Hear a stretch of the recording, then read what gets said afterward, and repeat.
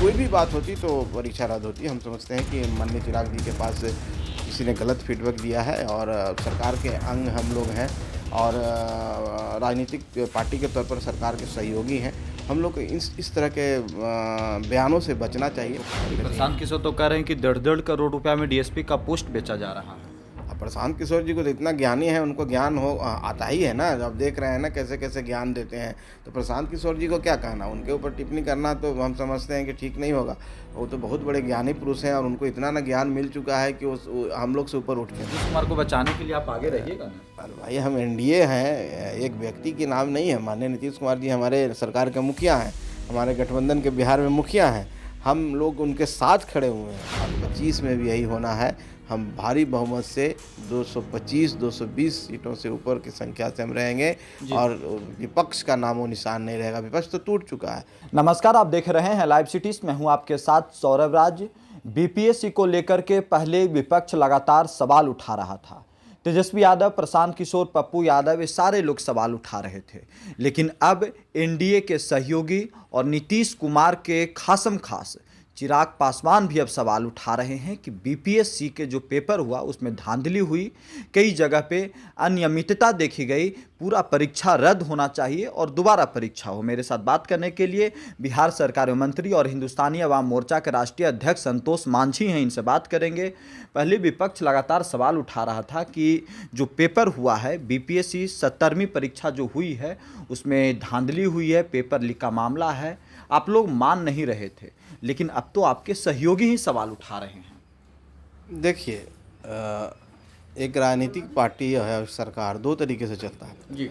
हम सहयोगी हैं, हम कुछ बोल देंगे, इसका ये मतलब नहीं है कि सरकार के ऊपर कोई भी हम टिप्पणी कर दें। राजनीतिक पार्टी होने के नाते तो सरकार का जो कार्यक्रम है, सरकार का जो काम करने का तरीका है, जो सिस्टम जिस तरह से चलता है उसमें कोई बदलाव नहीं आता है। और हम सरकार के सहयोगी हो सकते हैं। सरकार के पार्ट अंदर की क्या बातें होती है, क्या छानबीन हुई, वो जानकारी माननीय चिराग पासवान जी को नहीं है। किसी के फीडबैक के आधार पर बोल रहे हैं। और जहाँ तक धांधली की बात है, तो जहाँ भी सबूत मिले हैं सरकार को, आयोग को, वहाँ परीक्षाएं रद्द की गई है और वहाँ पर दोबारा परीक्षा हुई है। और ऐसी बात नहीं है कि सरकार सक्षम नहीं है, ऐसी बात नहीं है कि हमारा आयोग सक्षम नहीं है। आयोग अपने तरीके से जाँच किया, सरकार अपने तरीके से जाँच की, और जहाँ भी सरकार और आयोग को लगा है तो निष्पक्ष तरीके से वो जांच करा करके वहाँ पर परीक्षा हुई है।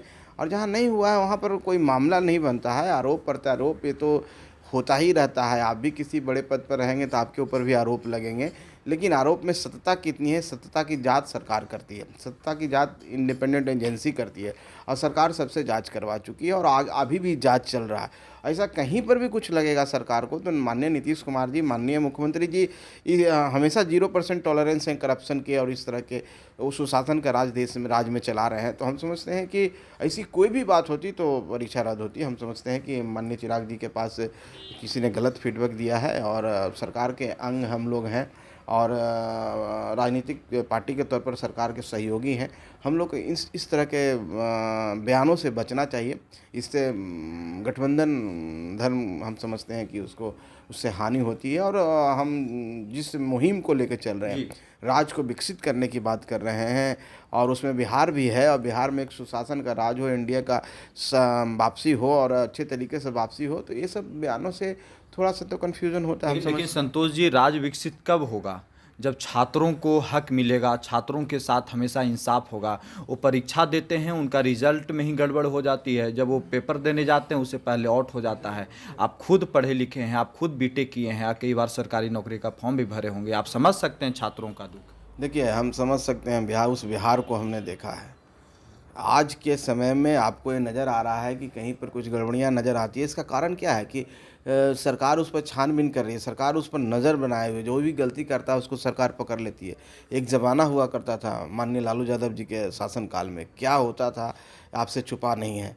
पहले ही डिग्रियां बंट जाती थी, पहले ही लोगों को अलाउड कर दिया जाता था कि आप एसडीएम बनोगे, आप डीएसपी बनोगे और सारे काम होते थे। उस समय कोई जांच करने वाला नहीं होता था। आज बंगाल में देखिए ममता बनर्जी जी क्या कर रही हैं, सीबीआई को पकड़ लेती हैं। प्रशांत किशोर तो कह रहे हैं कि 1.5 करोड़ रुपया में डीएसपी का पोस्ट बेचा जा रहा है। अब प्रशांत किशोर जी को तो इतना ज्ञानी है, उनको ज्ञान आता ही है ना। अब देख रहे हैं ना कैसे कैसे ज्ञान देते हैं, तो प्रशांत किशोर जी को क्या कहना, उनके ऊपर टिप्पणी करना तो हम समझते हैं कि ठीक नहीं होगा। वो तो बहुत बड़े ज्ञानी पुरुष हैं और उनको इतना ना ज्ञान मिल चुका है कि हम लोग से ऊपर उठ चुके हैं। उनकी तुलना हम लोग नहीं कर सकते हैं। वो क्या बोलते हैं उनको बोलने दीजिए, उससे कोई फ़र्क नहीं पड़ता।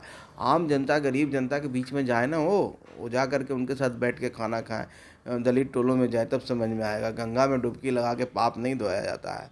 अब जिस गंगा में डुबकी लगाकर पाप नहीं धोया और क्या, गंगा में डुबकी लगा के क्या पाप कहाँ धुले? क्या सोच, आप धोने के लिए जनता से माफ़ी मांगे, जनता के बीच में जाएं, कुछ काम करें और गलत तरीके से स्ट्रेटेजी बना करके, गलत नारा दे करके आप किसी की सरकार बना सकते हैं। जनता को बरगलाने के काम ही तो करते हैं उन लोग, क्या करते हैं उसके अलावा? क्या स्लोगन लिखने वाला व्यक्ति क्या करता है? जनता को बरगलाने काम करता है। तो जो जनता के बीच में न रहा, एसी के रूम में पॉलिटिक्स करने वाला व्यक्ति इतना बड़ा बड़ा बयान देता है तो हंसी आती है। वो समाज में रहना चाहिए। अभी और घूमने दीजिए उनको, अभी तो कहाँ ऐसा घूमने। लग रहा है कि चुनाव नज़दीक आ रहा है, बिहार का पारा बढ़ते जा रहा है। चिराग पासवान भी देखिए आप लोग के ऊपर, सरकार के ऊपर वो सवाल उठा दिए हैं, बीपीएससी के ऊपर सवाल उठा दिए हैं। प्रशांत किशोर आप लोग को आंख दिखा रहे, तेजस्वी यादव भी घूम रहे हैं। थोड़ा सा डर तो लग रहा होगा आप लोग को। ये रण क्षेत्र है, रण क्षेत्र में तो ये होता ही है। और कोई इधर घूमता है, कोई उधर से तीर आता है, कोई उधर से गोलियां चलती है। तो क्या हमारे सरहद पर रहने वाले सेना के नीतीश कुमार को बचाने के लिए आप आगे रहिएगा ना। अरे भाई, हम एनडीए हैं, एक व्यक्ति के नाम नहीं है। माननीय नीतीश कुमार जी हमारे सरकार के मुखिया हैं, हमारे गठबंधन के बिहार में मुखिया हैं। हम लोग उनके साथ खड़े हुए हैं और साथ में चिराग पासवान जी भी खड़े हुए हैं। झूठ मूठ का आप लोग इस तरह की बातें कर रहे वो हैं। तो सवाल उठाएं, वो तो साफ साफ हो कहें कि सवाल मैंने कहा ना कि उनके पास फीडबैक कि कोई गलत दिया होगा, उसके आधार पर उन्होंने इस तरह का सवाल उठाया। और इस सवाल के पीछे ऐसी कोई बात नहीं है आप लोग चलाना शुरू कर दिए गठबंधन खतरे में, ऐसी कोई बात नहीं है। उनकी एक व्यक्तिगत राय है और व्यक्तिगत राय राजनीति में रहती है। सबकी अपनी अपनी विचारधारा होती है, अपनी बातें होती है और किस तरीके से उनके पास खबरों को परोसा गया है। बाद में वो एनालिसिस करेंगे, रिसर्च करेंगे तो उनको लगेगा कि हाँ हमने गलत कहा है और निश्चित तौर पर इसको करेक्ट करेंगे। आगे सब कुछ ठीक रहेगा ना एनडीए में? सब ठीक। बीपीएससी के ऊपर जो चिराग पासवान ने कहा उससे कहीं कुछ संशय नहीं ना बढ़ रहा है?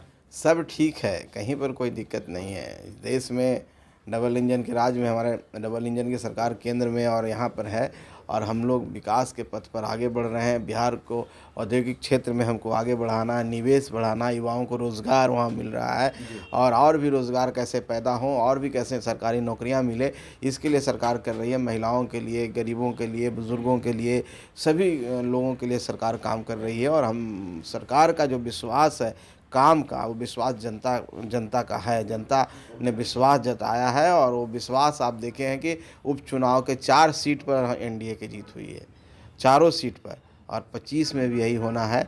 हम भारी बहुमत से 225-220 सीटों से ऊपर की संख्या से हम रहेंगे और विपक्ष का नामो निशान नहीं रहेगा। विपक्ष तो टूट चुका है। कांग्रेस देखिए अपनी राह चलने के लिए तैयार है। राहुल गांधी जी आ रहे हैं इसी के लिए, इसी संभावना तलाश करने के लिए।